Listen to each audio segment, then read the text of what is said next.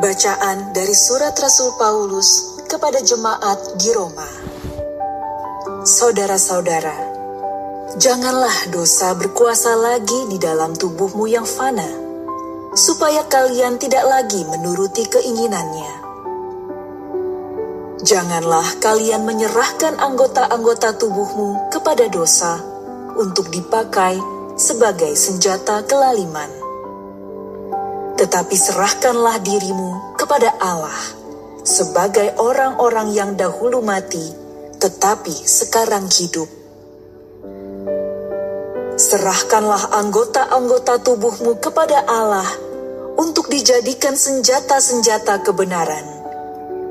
Sebab kalian tidak akan dikuasai lagi oleh dosa, karena kalian tidak berada di bawah hukum Taurat, melainkan di bawah kasih karunia.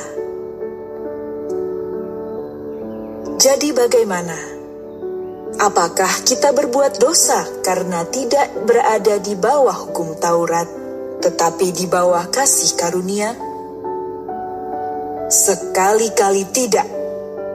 Tidak tahukah kalian bahwa dengan menghambakan diri kepada seorang untuk mentaatinya, kalian menjadi hamba orang itu?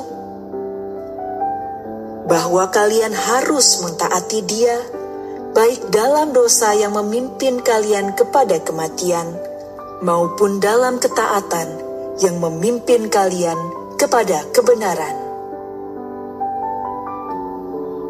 Tetapi syukurlah kepada Allah, dahulu memang kalian hamba dosa, tetapi sekarang kalian dengan segenap hati telah mentaati pengajaran yang telah disampaikan kepadamu.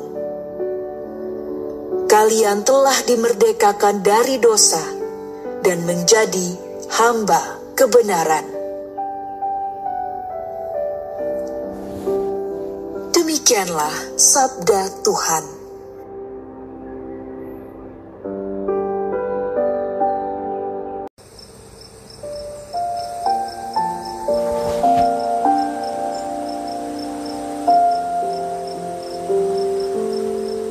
Inilah Injil suci menurut Lukas.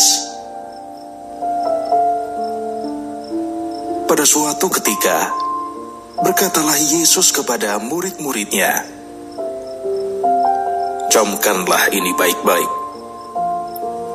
Jika tuan rumah tahu pukul berapa pencuri akan datang, ia tidak akan membiarkan rumahnya dibongkar.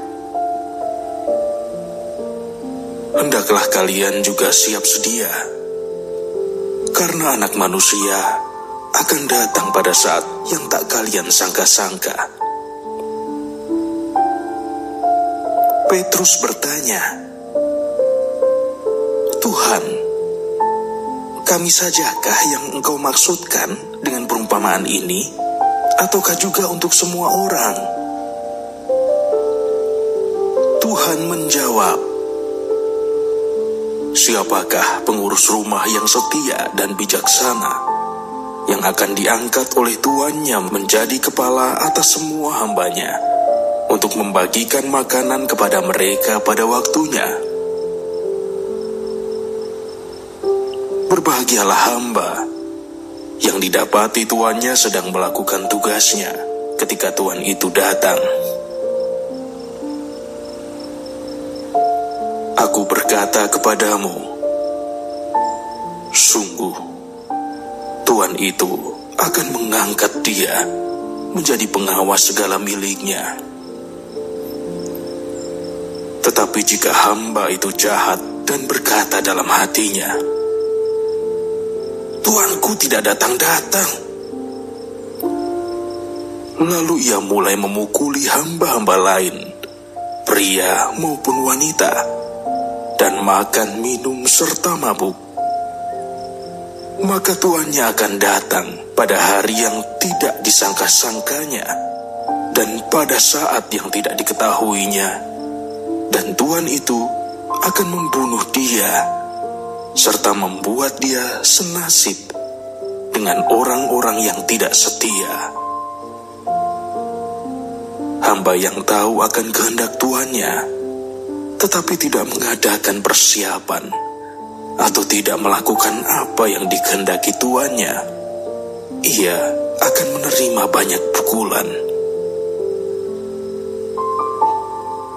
Tetapi barang siapa tidak tahu akan kehendak tuannya dan melakukan apa yang harus mendatangkan pukulan, ia akan menerima sedikit pukulan. Barang siapa diberi banyak, banyak pula yang dituntut daripadanya. Dan barang siapa dipercaya banyak, lebih banyak lagi yang dituntut daripadanya. Demikianlah sabda Tuhan.